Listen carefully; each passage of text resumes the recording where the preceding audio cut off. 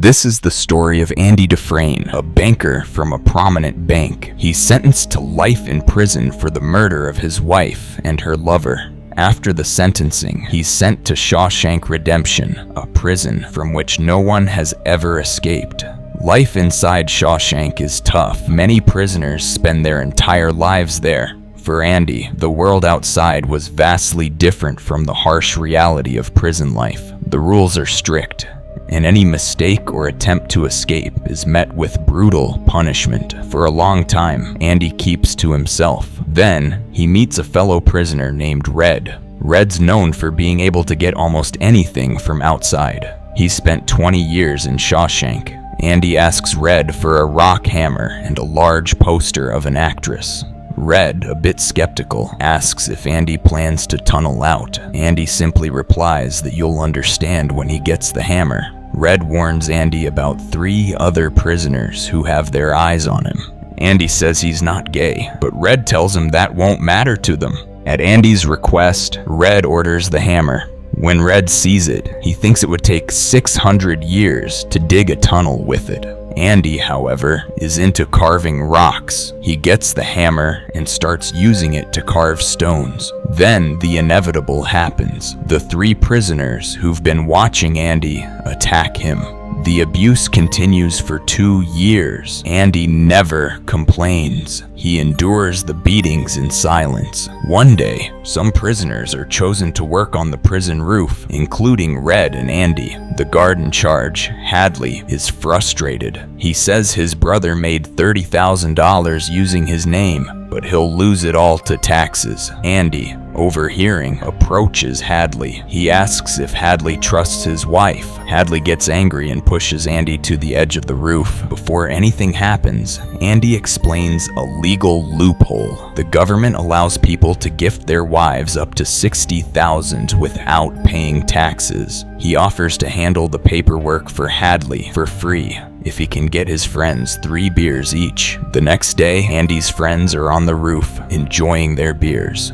Andy has done the deal. Later, the prison shows a movie to all the prisoners. When Andy leaves the room, the 3 men who repeatedly abused him corner him again. They drag him back into the room and try to assault him again. Andy fights back, attacking them. They beat him severely, leaving him hospitalized for a month. The ringleader is sent to solitary confinement for a week. When Andy returns to his cell, the same guard that Andy helped with his tax situation is there. The guard beats him badly, leaving him physically disabled. Later, the warden searches Andy's cell. It's an excuse. The guard told the warden about Andy saving him $30,000 in taxes. The warden wants to meet Andy. Andy is holding a Bible. He's deeply religious. Inside Andy's cell are photos of actresses and a large poster. The warden, despite his rules, seems to look the other way. Surprisingly, the warden doesn't notice the rock hammer Andy ordered from Red. The warden leaves, but returns, handing Andy his Bible back, saying there's salvation in it. The warden, impressed with Andy, makes him an assistant librarian. In the library, Andy has to work under an old man who's been there for years. Andy begins to handle the financial documents for the other guards. As the years pass, Andy gets more work. He needs an assistant, and he makes Red his best friend. Time goes by, and one day, the librarian, Brooks, holds a knife to a man's neck. The government granted Brooks a parole, but Brooks doesn't want to leave. He spent 50 years in prison. This is his world. He feels that if he hurts someone, he'll be able to stay. But thanks to Andy and Red, Brooks releases the man he was threatening. Brooks finds the outside world overwhelming. The world has changed a lot, moving at a pace he could no longer keep up with. He can't adjust, and he takes his own life. The warden starts a new program called Inside Out. Prisoners are taken outside to work, supposedly to learn skills. In reality, the warden gets cheap labor contracts. He makes a lot of money, but it's all in undeclared accounts. Andy helps him. He sets up a partner who doesn't exist, a fictional person named Randall Stevens, and transfers the money into Randall's account. This way, if anyone investigates, they'll be searching for someone who doesn't exist. A new prisoner, Tommy, arrives. He's young and, hearing that Andy has helped many people, asks Andy to help him finish his education so he can have a better life with his wife and child. Andy helps him. One day, Tommy goes to Red and asks why such a smart man like Andy is in prison. Red tells him about Andy's wife and her lover and how he was convicted of murder. Hearing this, Tommy realizes something and tells Andy and Red that he was once in a prison where he heard another prisoner confess. This prisoner admitted he was the one who killed a house owner and his wife while committing a robbery. Tommy realized it was a banker's wife and her lover. Andy tells the warden, but the warden refuses to believe him. Andy knows too much about the warden's secret accounts and is integral to the warden's schemes. Andy indirectly threatens the warden. The warden, enraged, throws Andy into solitary confinement for a month and orders Tommy to be killed. The warden tells Andy that Tommy was trying to escape.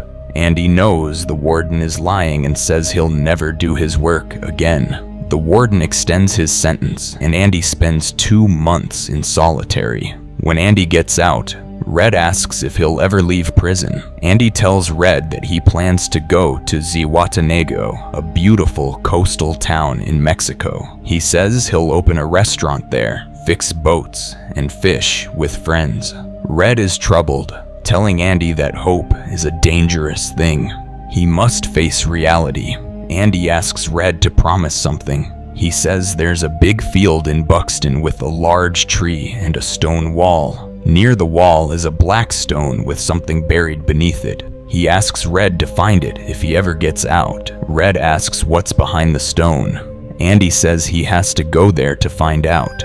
Andy then goes to the warden to finish his work. After the warden is done with his business, Andy puts all the documents related to the warden's black money into a safe with the Bible. He asks the warden for his clothing. Back in his cell, Red worries that Andy might be planning to end his life. The next morning, when the cells open, Andy isn't in his cell. The guard is shocked. The warden, checking his shoes, finds Andy's shoes, not his own. The alarm sounds. A prisoner has escaped. The warden asks Red where Andy is, but Red says he doesn't know. The warden rants about Andy and throws a stone at Andy's poster on the wall. The stone goes right through it. The warden puts his hand in the hole and sees that Andy built a massive tunnel. The guards search the escape route and find Andy's old clothes, soap, a comb, and the hammer that Andy received from Red 20 years ago. Andy, for 20 years, had been slowly chipping away at his cell wall, keeping the rubble in his pockets and spreading it around the prison yard. When he worked for the warden that day, he put all the documents of the warden's black money with his Bible and placed them in the vault. While wearing the warden's clothes and shoes, he crawls through the tunnel, breaking the sewer pipe, and escapes. The tunnel is the length of 2 football fields. The next morning, Andy goes to the bank where the warden's black money is hidden. He withdraws all the money, $2.95 million, in the name of the non-existent Randall Stevens. Andy sends the warden's incriminating documents to the press. The next morning, the news breaks. When the warden opens his safe, he finds the Bible with the inscription, "You were right. Salvation lies within." A hammer-shaped hole is cut into the page, revealing the hammer-shaped carving inside, where he kept the hammer. The warden's crimes are exposed, and the police are coming for him. But before they arrive, the warden shoots himself. Later, Red gets parole. He finds a job but feels lost in the outside world. He remembers the promise he made to Andy. He goes to Buxton, to the field with the tree and the stone wall. He finds a box buried under the stone, containing money and a letter from Andy. The letter asks, "Do you remember the place I told you about in prison?" Red remembers Zihuatanejo. The letter continues, "Get busy living, or get busy dying. I'm waiting for you." The letter ends with Andy's words, Hope is a good thing, maybe the best of things, and no good thing ever dies. Red reaches Zihuatanejo. He goes to the seashore and sees Andy fixing a boat. It's Andy's dream, the one he shared with Red in prison. Red realizes that hope is the best thing in the world. Thanks to hope, Andy not only tunneled to freedom, but also got everything he wanted.